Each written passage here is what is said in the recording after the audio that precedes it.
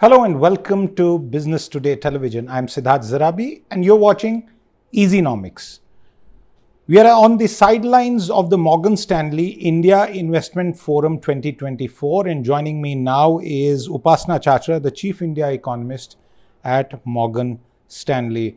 Welcome to the show, Upasana. I want to begin by asking you for an overview of the Indian economy. Thank you. There was a recent report, in fact, in the month of May, which you had headlined as Strength and Stability. This was your mid year outlook. Post the election results and what the MPC has done, what would your revised headline for that report be? No, Siddharth. So I think for us, from our base case perspective, when we wrote the report in May, and you rightly point out for our mid-year outlook, and we have titled it as Strength and Stability, our base case was expecting a continuity in the government and continuity on the policy side. So while election results have been a tad surprising, I think overall the net outcome that we are seeing now and or in the last few days is that we've got continuity in the governments and also in the key ministerial positions, and therefore policy continuity as well. So that is what we were assuming in our base case as well. So as such, actually no changes that we foresee in our forecasts, both for the near term or the medium term. We remain quite constructive on India's outlook, both for, say from a near term fiscal 25 perspective or the medium term growth story as well, where we think that India is likely to be the fastest growing large economy. Upasana, what is the GDP growth number that you are currently working with? We saw the most recent data. And also, just to add to that, in terms of some of the signals as far as the priorities that were signaled in the interim budget and that feeding into the full one. So from a numbers perspective, our growth forecasts was pegged at 6.8% for fiscal 25. We haven't revised those numbers lately, so we continue to see GDP growth at 6.8% and the GVA or the supply side growth at 6.5%. I think I'll focus a little bit more on the GVA, given that's gives a fair idea of how underlying economic activity has been. So if you look at the March 24 quarter, GVA growth was at 6.3%, and we sort of assume that this is where GVA growth in terms of range will be. So in our quarterly numbers, we see it pretty similar in a range of say 6.3 to 6.7 over the next 4 quarters, and averaging at around 6.5. We do think that this recovery will be more broad-based as we enter into the third year of the expansion cycle. We do see that some of the gaps that existed in the earlier part of the growth recovery or in the last 2 years in terms of urban versus rural demand or public versus private capex, those will narrow. So we do expect rural demand to continue to recover, and we are already seeing some signs of that. And also that private capex will see a more broad-based recovery in continuation of the support from public capex. To your question on the government spending priorities and what we learned from the interim budget, in the interim budget, it was a case of continued fiscal consolidation, albeit at a faster pace.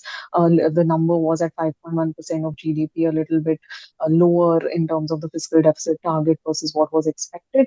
And at the same time, the government prioritized on capex spending. And while the capex growth was lower YOY, the mix of the spending continues to be on the capex side. So as we build those numbers for fiscal 25, we think that capex will probably now get more support from the private side as well, even though public capex spending growth still remains pretty robust and growing above nominal GDP. We don't really see any change in that mix for fiscal 25.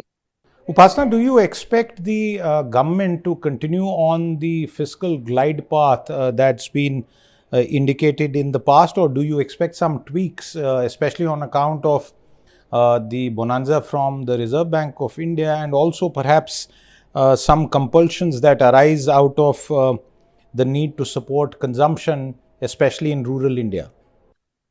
So our big picture call is that the government will continue to focus on macro stability, and therefore, fiscal prudence is something that we believe that the government will continue to forecast even in its in its estimates as we see the full budget that comes out in July. Um, Having said that, we have seen that there's about a 50 basis points headroom that the government has got on the fiscal side versus where we started off in the interim budget. Firstly, the fiscal 24 number is currently has come in terms of actual number at 5.6% of GDP. It was estimated to be at 5.8, so there's like a 20 basis points head start. And we also know that the RBI's transfer of surplus to the government is almost 30 basis points or so higher than estimated in the budget. So net net, there's about a 50 basis points of additional space that the government now has. But we do think that they will stick to fiscal prudence, so i.e. fiscal deficit could remain around 5.1 or could even be a little bit lower if they want to show continued fiscal consolidation given this headspace that you have. And at the same time, therefore, they will be able to spend a bit more versus the interim spending. Um, the mix of spending, I think, will continue to be on the capex side versus revenue. We don't see that changing in terms of no major change in strategy. We could see some amount of revenue spending, which is better targeted towards rural or rural infrastructure projects. But from a macro perspective, I wouldn't say that there will be a change in the playbook that we've seen in the previous two terms, especially in the last few years where capex spending has been prioritized over revenue spending. So I don't see that flipping. There could be some tweaks on the revenue spending side and some better targeting of the same on the welfare spending side. The markets seem to be factoring in a shift of priorities as far as spending is concerned for the central government towards consumption, and that's also reflecting in some of the renewed interest in investors into those sectors. Would you say that those expectations are well grounded, or are things getting a little bit ahead of reality? So when we look at from a macro and a growth perspective, the different drivers of growth and the way the different sectors within the overall macro can evolve, I would say that there are two key things. One is that I think in this cycle we will see capex grow in terms of capex as GDP increases. So capex will sort of outpace your consumption or real GDP growth. That's what we've seen in the last 2 years as well. I think that's the right strategy as well because you do need capex as a percentage of GDP to rise and to rise furthermore so that there can be a better outlook for jobs and employment creation as well, which will then follow through into the second aspect, and that's consumption. So consumption will then see a more organic and more sustainable growth as jobs get created and as income growth picks up. And that's how you get the sustained or the virtuous cycle that we would like India to also have in the next few years. And I think that's the moot point when you want to be constructive over an economy over the medium term.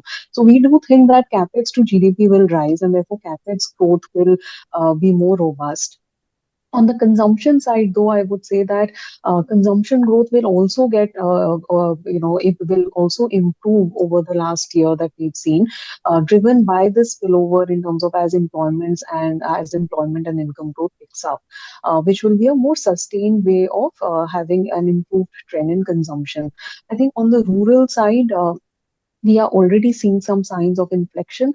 If we look at FMCG volume growth numbers, rural demand is and rural volume growth has been picking up. It probably also did better than urban in the March quarter. We don't have definite numbers, but that's what the trend is looking like.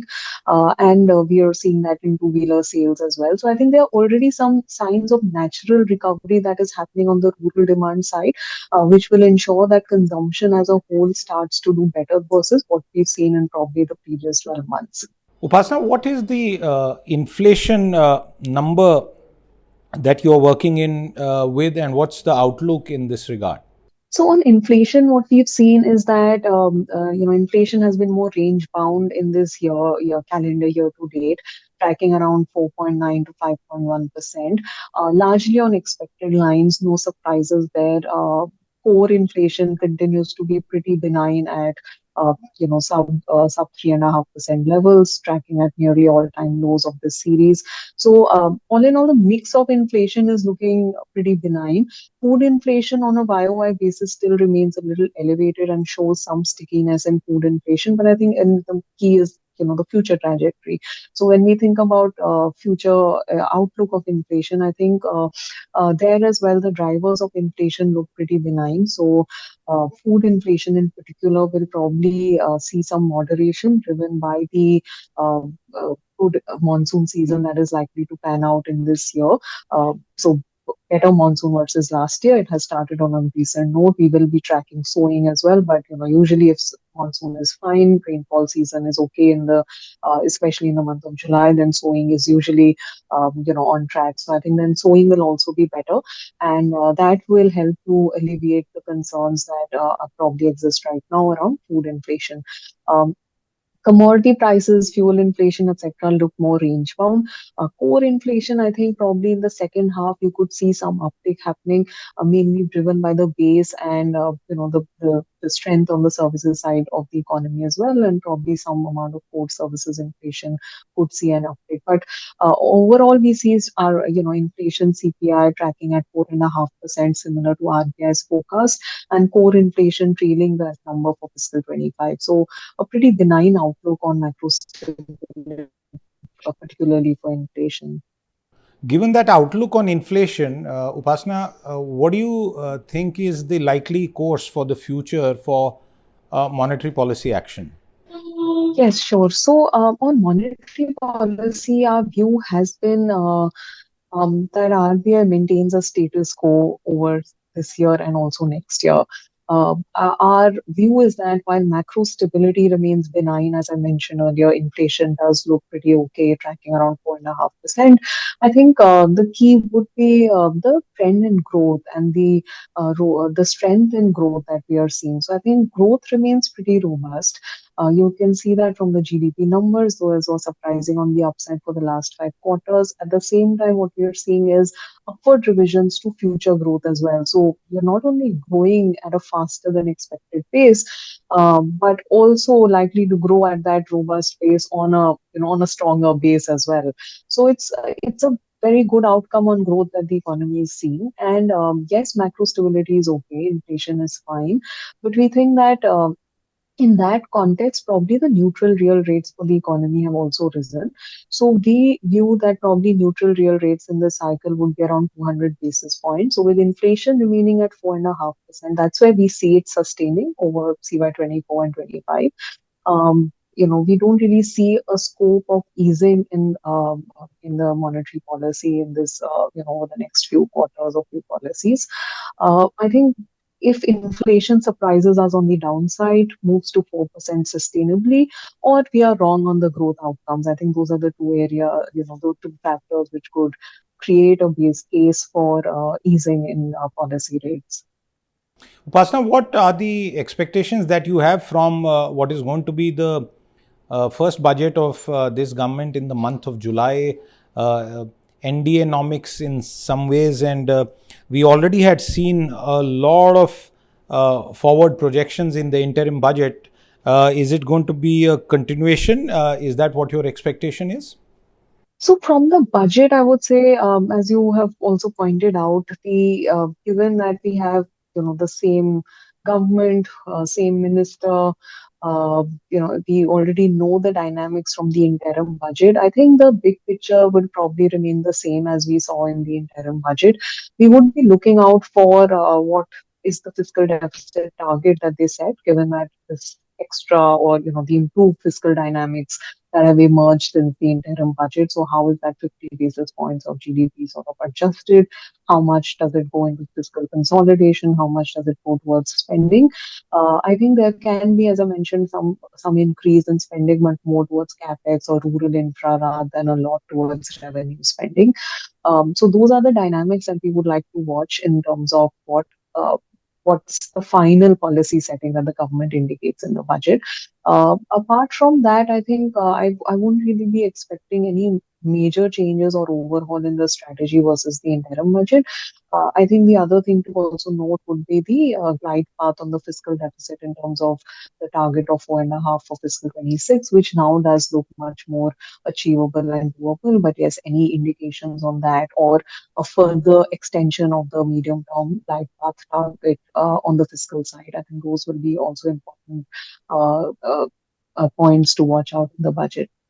Pasna, one final question, and this is to get for our viewers your sense of how global growth dynamics are looking like, commodity prices, inflation, and everything else with regard to the global economy, especially from an Indian perspective. Sure. So on the global side, and when we did the mid-year outlook, our team also released the global mid-year outlook and alongside various economies outlook as well. We see global growth remaining largely steady. So it's just about 3.1% for CY 24-25, pretty similar to where we ended CY 23. So global growth is holding up. It's a pretty steady trend that we're expecting. That is, is good news for India to the extent that exports to GDP are about 22% in the GDP mix.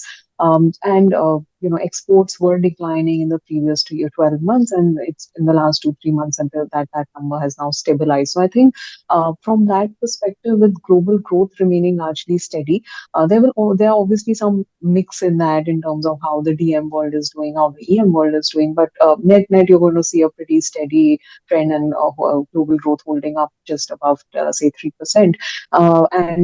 The recent some steadiness in export numbers for India, it bodes well in context that domestic production and export cycles are also pretty linked. So as exports become less of a drag, that will also be another factor that will support the growth and especially the capex outlook as well. So given where we are in terms of global growth expectations, our team's view on commodity prices is pretty range bound. So there aren't any major call outs that I would like to flag here. So I think it's a good mix for India. So global growth is holding up and commodity prices are likely to be range bound. All right, Upasana, thank you very much for your time with us today on the show and for giving us your insights into the Indian economy as well as what's happening in the rest of the world. Thank you. I look forward to seeing you again, possibly around the budget. Bye-bye. Thank you. If you like the video, do like, comment, share and subscribe.